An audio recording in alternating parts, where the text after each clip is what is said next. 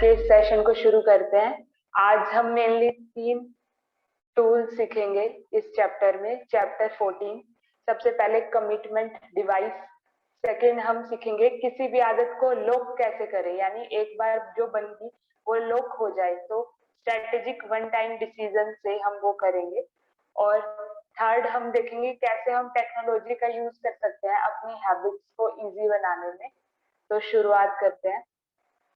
Chapter का नाम है how to make good habit inevitable and bad habit impossible. क्या हम करें कि जो अच्छी आदत है वो हमसे छूटे ना और बुरी आदत को हम करें ना कभी भी। तो उसके लिए ऑथर सबसे पहले हमें एक बहुत अच्छे स्टोरी से शुरुआत करते हैं इसकी। विक्टर ह्यूगो का एग्जाम्पल देके समझाते हैं कि कैसे उन्होंने एक इम्पॉसिबल डेडलाइन को क्रॉस किया। हुआ ये, विक्टर ह्यूगो का नाम आप सबने सुना होगा अगर आप रीडिंग के शौकीन हो। उन्होंने बहुत अच्छी बुक लिखी थी, बुक का नाम है the hunchback of Notre dam करके। ये फ्रेंच की एक बहुत ही फेमस बुक है। तो हुआ ये था कि विक्टर ह्यूगो के सामने एक बहुत ही डिफिकल्ट डेडलाइन आ गई थी, समर 1830 की बात है। हुआ ये कि उनके जो पब्लिशर है उन्होंने कहा था कि 12 महीने के अंदर अंदर आपको एक बुक पब्लिश करके देनी है। बट अपनी प्रोकास्टिनेशन की हैबिट की वजह से जो विक्टर थे वो और कामों को प्रायोरिटी देते रहे और उस बुक को मतलब उस बुक को लिखना शुरू ही नहीं किया। फिर उनके जो पब्लिशर थे उन्होंने फ्रस्ट्रेट होके डेडलाइन को थोड़ा प्रीपोन कर दिया। तो ह्यूगो के सामने अब कोई रास्ता नहीं बचा, उन्हें कुछ भी करके उस डेडलाइन से पहले बुक पब्लिश करवानी थी। उसके लिए ह्यूगो ने एक स्ट्रेटेजी बनाई। उन्होंने प्रोकास्टिनेशन को बीट करने के लिए एक बड़ा ही अजीबोगरीब तरीका निकाला कि अपने सारे क्लोथ्स को इकट्ठा किया और एक अलमारी में दूर से लॉक कर दिया उन क्लोथ्स को। तो बेसिकली ह्यूगो का करने का पर्पस ये था कि इससे उनके पास कम क्लोथ्स रह जाएं और वो बाहर जा ही ना पाए कहीं भी और बिल्कुल जुट के अपनी बुक ही लिखते रहे। और इसका परिणाम ये हुआ कि जो डेडलाइन उनके पब्लिशर ने उन्हें दी थी उससे भी 2 हफ्ते पहले एक बहुत ही famous novel the hunchback of Notre Dame बन पाई, और वो भी वर्ल्ड फेमस, यानी कि बहुत ही फेमस जो बुक है वो बन पाई सिर्फ एक स्ट्रेटेजी की वजह से जो ह्यूगो ने अपनाई।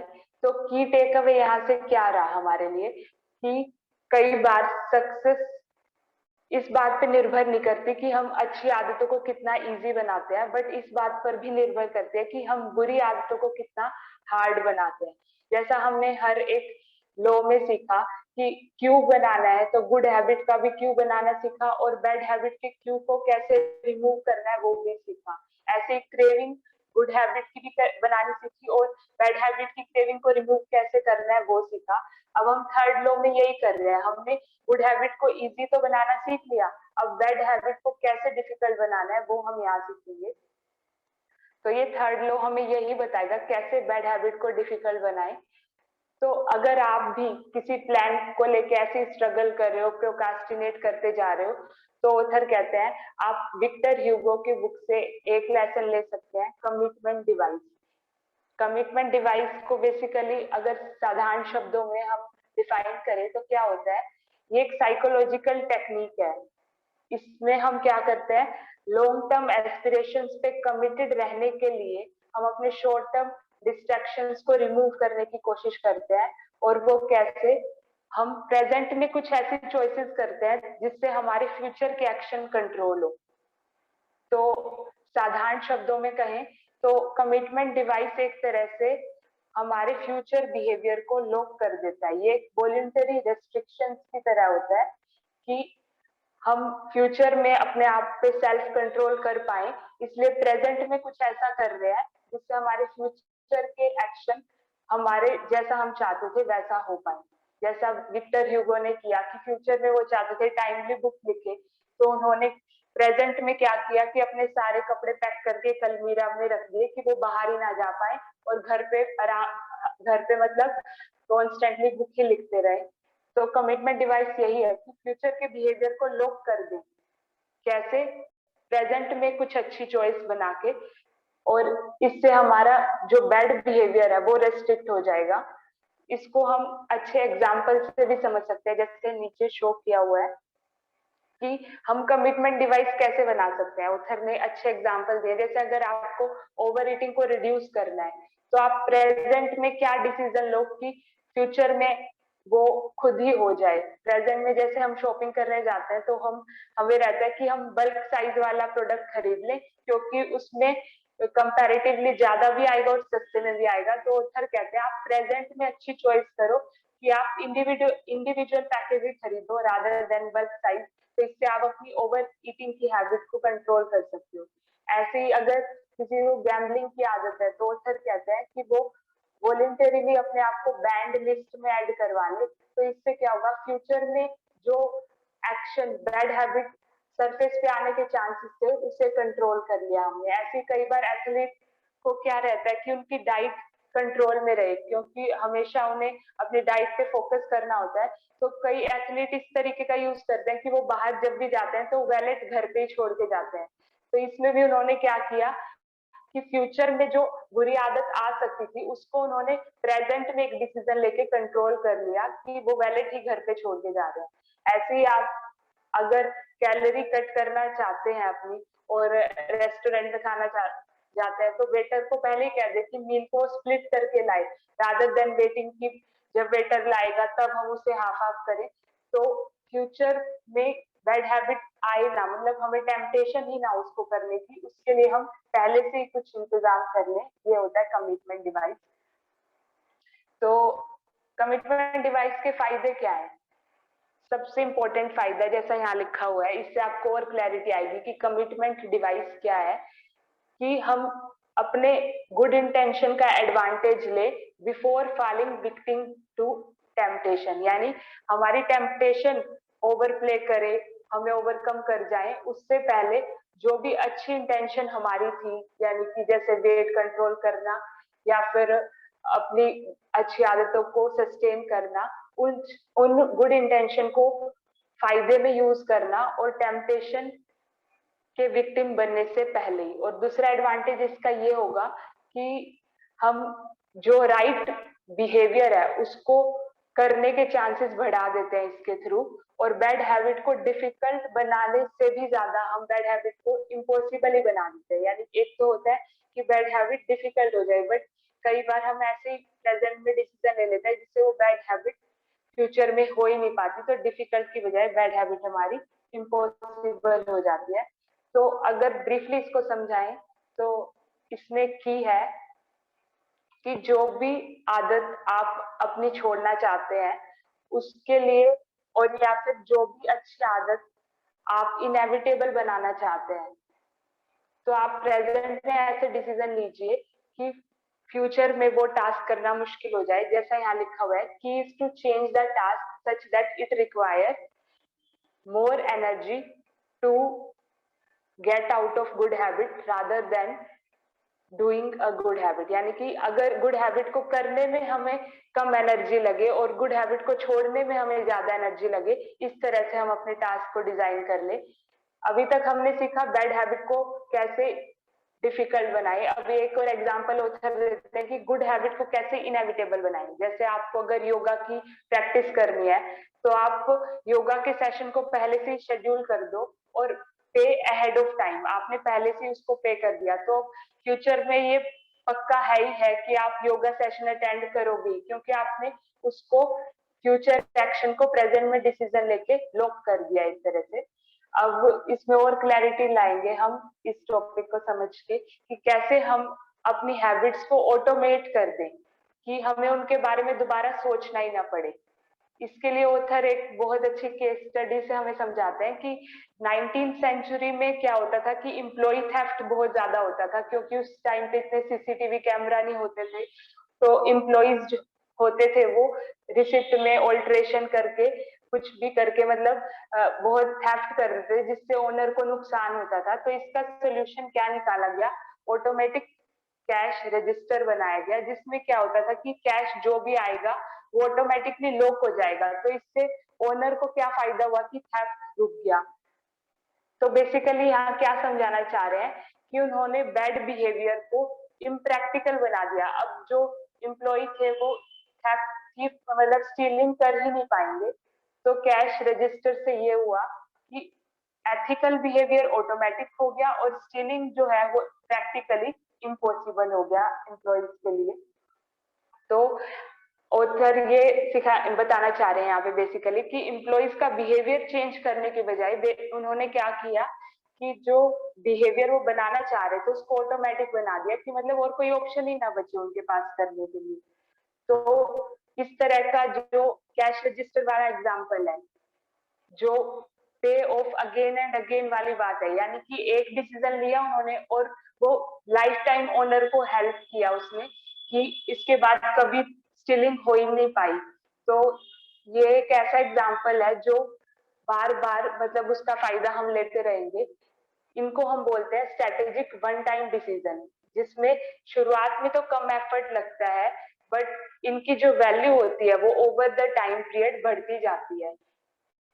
यहाँ पे ऑथर क्या समझाना चाह रहे हैं कि एक सिंगल चॉइस आपने की और उसका रिटर्न बार बार आपको मिलता रहा, तो ये कितनी अच्छी बात है। इसे हम डेली अपनी लाइफ में भी यूज कर सकते हैं कि हम कोई भी सोचेंगे आज असाइनमेंट में कि हमने कौन से ऐसे डिसीजन लिए हैं जिनका हमने एक बार डिसीजन लिया था बट फायदा हम आज भी उठा रहे हैं। एग्जाम्पल से और क्लैरिटी आएगी, हम देखेंगे नेक्स्ट पेज पे।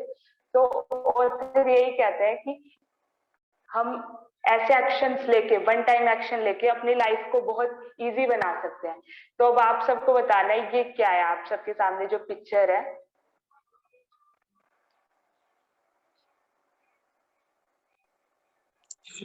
दिस इज की टू लॉक। हाँ जी, ये लॉक है। तो अभी तक हमने 2 सेशन में सीखा कि की क्या होगी गुड हैबिट बनाने की। अब हम उस गुड हैबिट को लॉक कर रहे हैं कि अब वो छूटे ही ना हमसे कभी भी।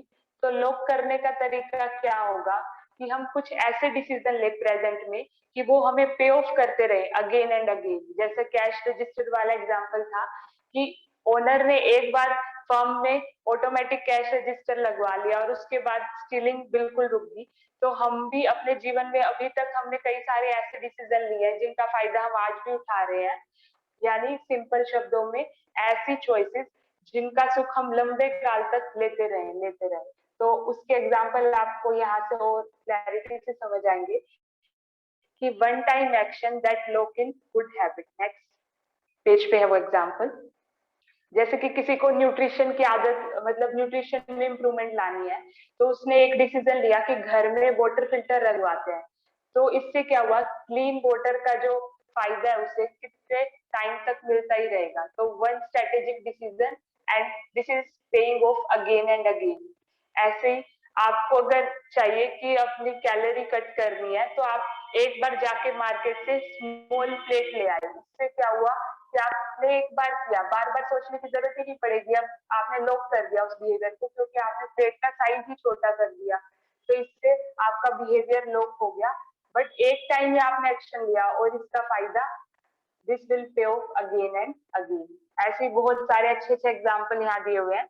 हम एक और देखते हैं, जैसे नीचे प्रोडक्टिविटी वाले कॉलम में दिया हुआ है, हमें प्रोडक्टिविटी बढ़ानी थी। हम काफी टाइम से सोच रहे थे क्या करें, समझ नहीं आ रहा। तो एक बार हमने एक स्ट्रेटेजिक डिसीजन लिया कि जो भी अनवांटेड ईमेल है उनसे अनसब्सक्राइब कर दो। तो एक बार डिसीजन लिया और इसका फायदा हमें मिलता ही रहेगा। ऐसे नोटिफिकेशन टर्न ऑफ करके, ऐसे फोन को साइलेंट पे रखने की अगर हमारी आदत है तो बहुत सारे हम करते भी आ रहे हैं ऐसे काम जिनका फायदा हमें मिलता ही रहता है। तो इसके लिए हम असाइनमेंट भी लेंगे बाद में। इसके बाद ऑथर कहते हैं कि ये वन टाइम एक्शन है, ये एक तरह के स्ट्रेट फॉरवर्ड वे है थर्ड लॉ को बिहेवियर चेंज वाले को अपने प्रैक्टिकल में लाने के लिए। जैसे कि अगर आपको स्लीप वेल करना है तो आप मैट्रेस ही ऐसे ले आओ कि आपको मतलब कंफर्टेबल नींद आए। ऐसे ईट हेल्दी करना है तो उस हिसाब से उन हैबिट्स को लॉक कर दो। प्रोडक्टिविटी में हमने देखा, तो ये बहुत सारी ऐसी बातें हैं जिससे हम असाइनमेंट में लेंगे जिसका फायदा हमें लॉन्ग टाइम तक मिलता ही रहता है। अब हम आज के थर्ड टॉपिक पे आते हैं, यूजिंग टेक्नोलॉजी। तो अभी तक हमने 2 चीजें पढ़ी, समराइज करें तो एक तो कमिटमेंट डिवाइस जिसमें हम प्रेजेंट में कुछ ऐसा कर रहे हैं जिससे फ्यूचर बिहेवियर को हम कंट्रोल कर पा रहे हैं। और दूसरा हमने सीखा स्ट्रेटेजिक वन टाइम डिसीजन। अब हम देखते हैं कि हम टेक्नोलॉजी को कैसे यूज करें अपने काम को आसान बनाने में। तो ये तो हम सबको पता है कि टेक्नोलॉजी के यूज से हम बहुत सारा अपना जो एनर्जी है उसको सेव कर सकते हैं। टेक्नोलॉजी से हमारे जो कई बार हार्ड और एनोइंग और कॉम्प्लिकेटेड लगने वाले टास्क है वो इजी और सिंपल बन सकते हैं। ऑथर कहते हैं कि टेक्नोलॉजी एक बहुत ही रिलायबल और इफेक्टिव वे है जो आपके राइट बिहेवियर को गारंटी कर सकता है। पर यहाँ सोचने की बात है कि टेक्नोलॉजी का हमें यूज कहाँ करना है, क्योंकि हर चीज को तो हम आदत बना नहीं सकते। कुछ ऐसी भी बातें होती है रोजमर्रा में जो हमें रोज नहीं करनी होती, जो इनफ्रीक्वेंटली हमें करनी होती है, तो वहां हम टेक्नोलॉजी का यूज कर सकते हैं। मान लो आपको कोई टास्क मंथ में एक बार करना हो या हफ्ते में एक बार करना हो, तो वहां आप इसका यूज कर सकते हैं। जैसे किसी को अपनी इन्वेस्टमेंट रीबैलेंसिंग करनी हो, वो काम मंथली और ईयरली ही होता है, तो उसमें आपको हैबिट बनाने की तो उसमें जरूरत नहीं है, तो वहां टेक्नोलॉजी कम इनटू पिक्चर। उसके बाद ऑथर कहते हैं कि टेक्नोलॉजी वो काम आपके लिए करेगी। जैसे कुछ एग्जांपल भी नेक्स्ट पेज पे ऑथर देते हैं। अगर किसी एम्प्लॉय को अपनी रिटायरमेंट के लिए सेविंग करनी है तो ऑटोमेटिक वेज डिडक्शन टेक्नोलॉजी है ये भी। तो इससे क्या होगा, उन्हें बार बार सोचना नहीं पड़ेगा। तो इससे सेविंग की एक गुड हैबिट जो है वो इनएविटेबल होगी। ऐसी अगर आपको प्रोडक्टिविटी को कंट्रोल करना है, मतलब प्रोडक्टिविटी को बढ़ाना है, तो आप ये चाहेंगे कि सोशल मीडिया से हम कम से कम अपना टाइम स्पेंड करें। तो सोशल मीडिया में वेबसाइट ब्लॉकर का एक टेक्नोलॉजी होती है। वेबसाइट ब्लॉकर टेक्नोलॉजी का यूज करके आप उन वेबसाइट्स को ब्लॉक कर सकते हैं जो आपको लगता है कि ये हमारी प्रोडक्टिविटी को कम करती है। तो इससे वाले एग्जांपल से हम क्या समझा कि बैड हैबिट को डिफिकल्ट बना देना। तो सम अप करें तो इसका फायदा क्या होगा कि आपने इन हैबिट को ऑटोमेटिक बना दिया।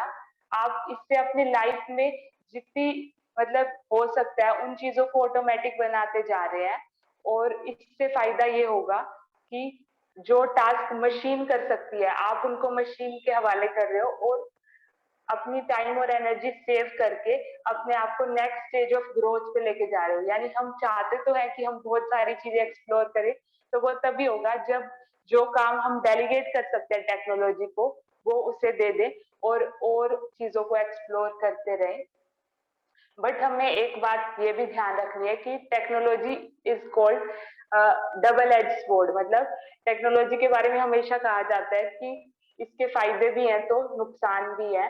तो ऑथर बताते हैं कि सोशल मीडिया सबसे ज्यादा टेक्नोलॉजी में हम कहते हैं कि इसका सबसे ज्यादा नुकसान होता है। तो अपना ये ऑथर एग्जांपल देते हैं कि जब भी डाउन टाइम आता है, यानी कि दिन में हमें कभी भी लगता है कि बोरिंग या फिर लो फील होता है, तो हम हमारे जो हाथ है वो ग्रेजुअली ऑटोमेटिकली सोशल मीडिया की तरफ बढ़ने लग जाते हैं, और just a fraction of second में हम अपने फोन के पास चले जाते हैं।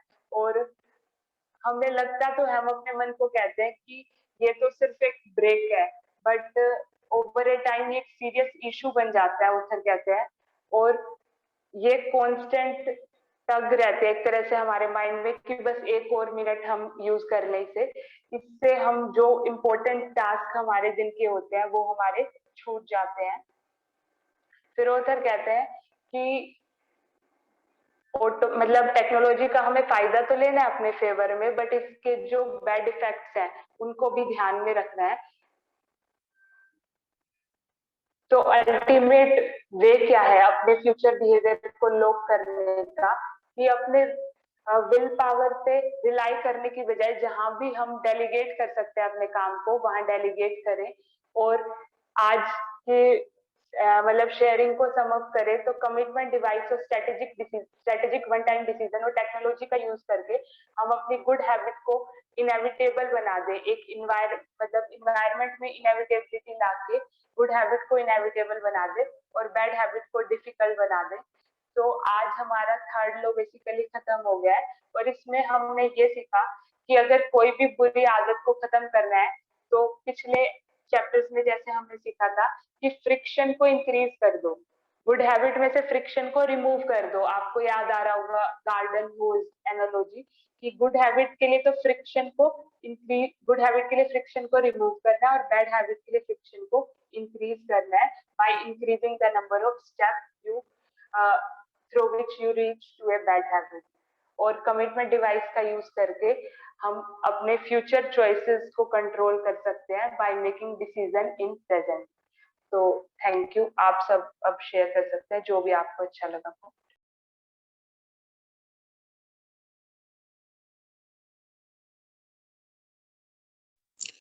Very good evening. Both the things initially told by author is sounds sense. Commitment device, like we have to for future we have to somewhere check ourselves, abstain us from those temptation. Those are the blockages for me to improve upon for my future. And second was one strategic at one time. It begins with little efforts initially, but longer run we are benefited more and more. So we have to work on it. What are these two things? And very good incentives to get through. Thank you.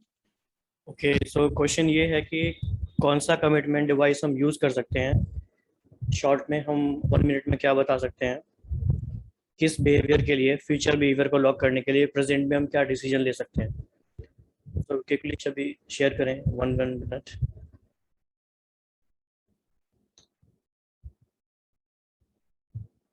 अखिल भाई बताइए आप।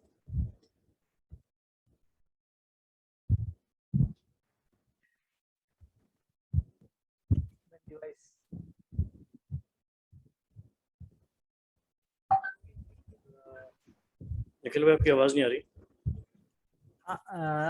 Actually मेरा headphone खराब है, तो मैं mobile का use कर रहा हूँ। Yes yes we can hear. या ओके, बहुत इंटरेस्टिंग क्वेश्चन है ये, कमिटमेंट डिवाइस को हम कैसे यूज करें।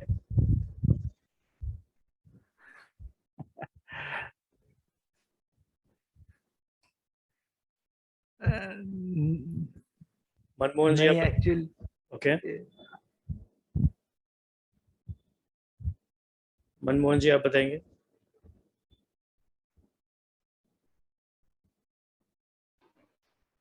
मैं अपने अभी रिसेंटली जो मेरे लॉन्ग पेंडिंग एक्टिविटीज है, मैं जिसको आज तक कर नहीं पाया हूँ, मैं उसको लिस्ट आउट किया हूँ। और उसके सामने मैं एक अपने घर पे एक वाइट बोर्ड लाया हूँ और उसका एक कमिटमेंट डेट मेंशन किया हूँ कि ये एक्टिविटी इस डेट तक मुझे कंप्लीट कर देना है। और उसको मैं कुछ स्टेजेस में डिवाइड किया हूँ कि हर रोज आके मुझे लिखना है कि मैंने इस गोल को अचीव करने के लिए आज के डेट पे कितना एफर्ट डाला है। और उस एफर्ट का किसी दिन मान लीजिए मैं 10% दिया, किसी दिन 5% दिया, तो वो परसेंटेज वहाँ पे मैं मेंशन कर देता हूँ और गोल को लिखा हूँ। तो शायद ये मेरे लिए ये होगा कि एक डेली रिमाइंडर की तरह के उसको मैं 0 से कैसे 100% तक लेके जाऊँ। Right, thank you. सोनिया जी।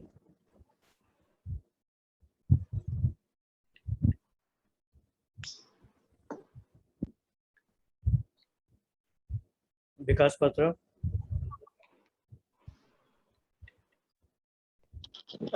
मेरे लिए कमिटमेंट डिवाइस, जैसे कि मैंने चैट में लिखा था कि मैंने एक ऐप रखा है जिसमें रिमाइंडर ऑटोमेटिकली फ्लैश आउट होता है और एक पॉपअप आता है जिसमें टेक्स्ट भी आता है, सोने से पहले मुझे लिखना है, नहीं तो सोना नहीं है। तो इंट्रोस्पेक्शन एंड ग्रेटिट्यूड का पॉइंट्स में लिखता हूँ। ये कमिटमेंट मैंने लिया है, तो इसको मैं यूज करता हूँ। राइट, और ज्योत्सना जी आप बताएंगे।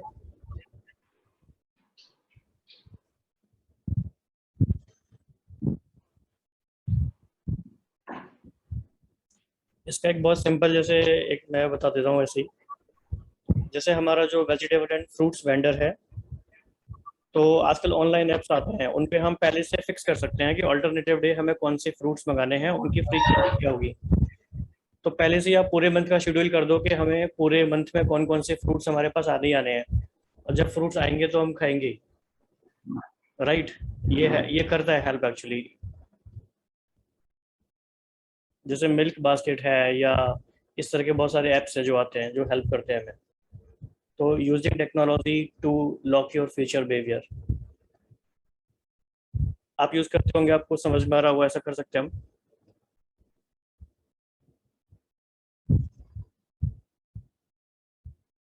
और क्या हो सकता है? आंचल जी आप कुछ और बताइए,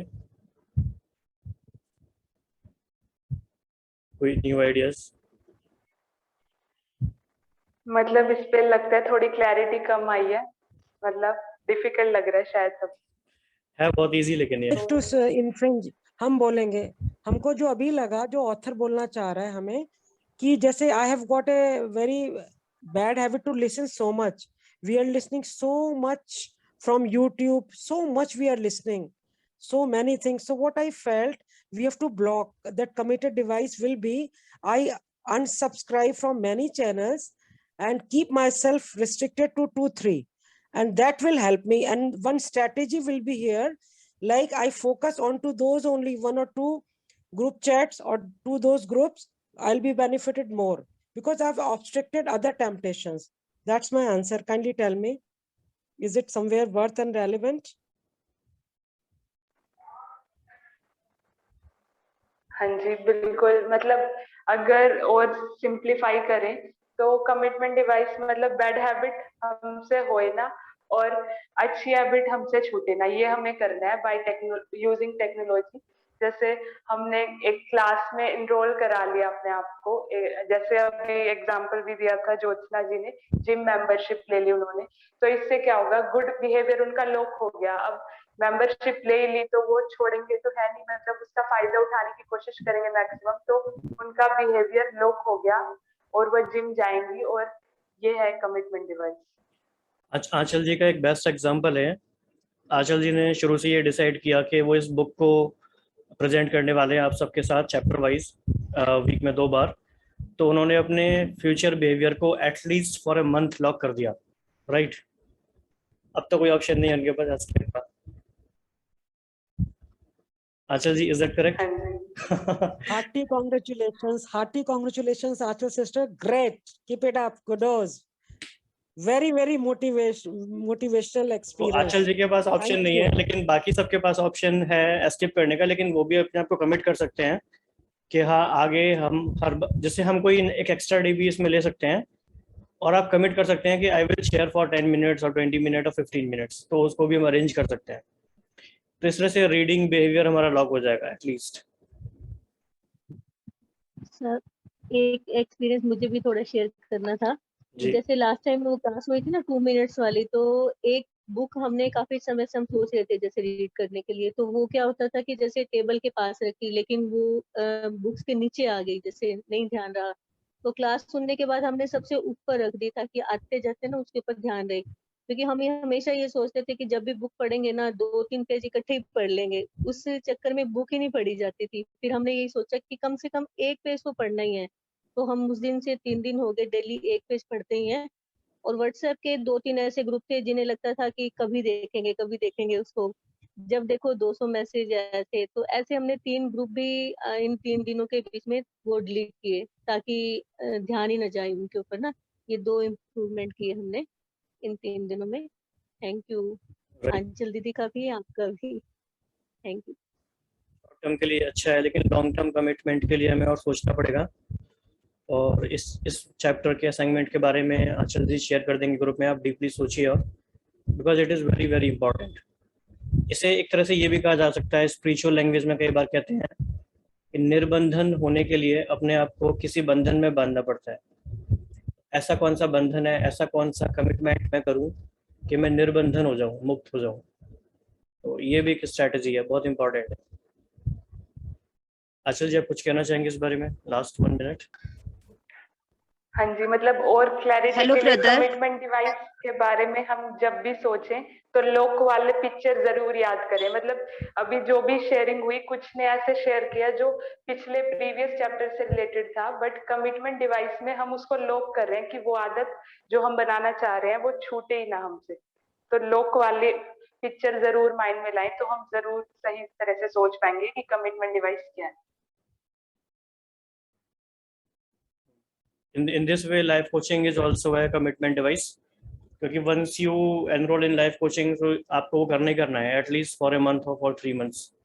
तो there are many ways of doing so. So now let us end for today, and we will meet next on Saturday for chapter 15, right?